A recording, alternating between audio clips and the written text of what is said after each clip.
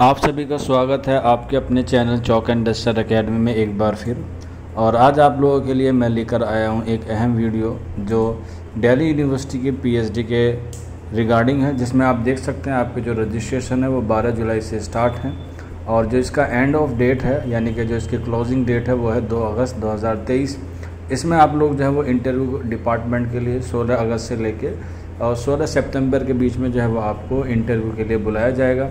इसके अलावा आपका डॉक्यूमेंट वेरिफिकेशन या लिस्ट फ़ी जो है वो आपकी सारी डेट जो है वो इसमें मेंशन की गई है। इसके अलावा आपका जो एंट्रेंस होगा वो एनटीए कराता है, ऑनलाइन पे कराता है। उसके सिलेबस के बारे में, उसके पैटर्न के बारे में हम लोग ऑलरेडी वीडियो बना चुके हैं। आप लोग हमारे प्लेलिस्ट में जाके चेक कर सकते हैं या फिर आप हमारे टेलीग्राम ग्रुप से जुड़ सकते हैं, वहाँ पर भी आपको जो है वो सारी इन्फॉर्मेशन जो है वो इसके रिगार्डिंग दे दी जाती है। तो ये एडमिशन शेड्यूल हुआ। अब हम लोग बात करते हैं कि दिल्ली यूनिवर्सिटी में पीएचडी में उर्दू की कितनी सीटें हैं। तो आप देख सकते हैं डिपार्टमेंट ऑफ उर्दू है।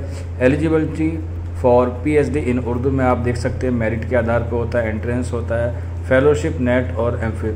तो इन सब में जो है वो आपको जो है वो बुलाया जाता है। आपका एंट्रेंस है, अगर आप इंटरनल है तो आपको मेरिट पे भी लिया जा सकता है। अगर आपके पास फेलोशिप है यानी कि नेट क्वालिफाइंग है या आप जेआरएफ क्वालिफाइंग है तब भी आपको जो है वो बुलाया जा सकता है। इसमें आप लोग देख सकते हैं, अगर हम सीट की बात करें तो जनरल की सीट 6 हैं और ओबीसी की जो है वो 4 हैं। एससी की हम लोग बात करें तो 3 सीटें हैं और वहीं हम बात करें एसटी की तो एसटी की 1 है। ईडब्ल्यूएस जो नई कैटेगरी आई है उसमें जो है वो आपके लिए 2 सीटें रिजर्व की गई हैं। वहीं अगर हम बात करें पीडब्ल्यूडी की तो उसमें जो है वो आपको 1 सीट जो है वो दी गई है। वहीं अगर हम बात करें फॉरेनर नेशनल्स की तो उनके लिए जो है वो 2 जो है वो सीट रखी गई है। तो ये ओवरऑल मिला के देखा जाए तो 19 सीटें हैं दिल्ली यूनिवर्सिटी में पीएचडी की। तो ये काफ़ी अच्छा मौका है। अगर आप नेट क्वालिफाइंग हैं या जेआरएफ क्वालिफाइंग है तो आप लोग जो है वो इसे ज़रूर जो है वो क्या कर सकते हैं, फिल कर सकते हैं। हालांकि अभी यूजीसी का जो एग्ज़ाम हुआ था उसका रिज़ल्ट नहीं आया है तो आप लोग एंट्रेंस बेस पे जो इसे फिल कर सकते हैं। लेकिन जब आपका एंट्रेंस क्लियर हो जाएगा और आपको वाइवा के लिए बुलाया जाएगा तब आप लोग जो है वो उसको वहाँ पर मेंशन कर सकते हैं।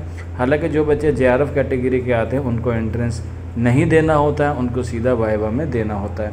तो आप लोग अभी वेट भी कर सकते हैं। अगर आपको लग रहा है कि आपका जेआरएफ हो जाएगा तो आप लोग जो है वो एंट्रेंस से बच सकते हैं, क्योंकि अभी इसकी जो है वो डेट जो है वो काफ़ी बची हुई है, तकरीबन 1 हफ़्ता है। तो 1 हफ़्ते में उम्मीद है कि आपका यूजीसी नेट का जो है रिज़ल्ट आ जाएगा।